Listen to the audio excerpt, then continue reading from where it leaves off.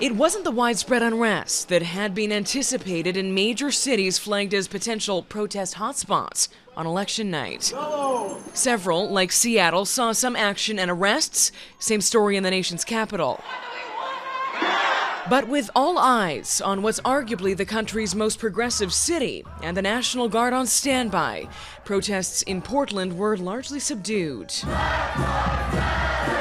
There's going to be clashes and there's going to be a crisis. Alex Reed-Ross, an expert in the field of the far right and militia mentality, says the silence in the streets likely won't last long. They're predicting that Trump will win by a landslide and that the left won't accept it and that the left will riot. And so they will have to show up as sort of like knights in shining armor. This is an embarrassment to our country. We were getting ready to win this election. Frankly, we did win this election.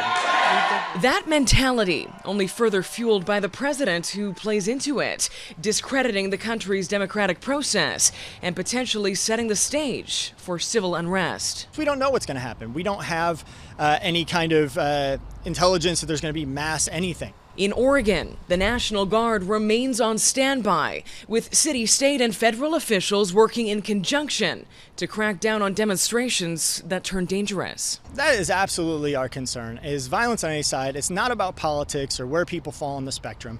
It's about, are you damaging someone else's property? Are you hurting other people? The state of Oregon remains under a state of emergency. The government extending that executive order yesterday for scenarios just like this. So once again, the National Guard is on standby. No police presence here at this point as the world watches for the outcome of an election like no other. Sarah MacDonald, Global News, Portland, Oregon.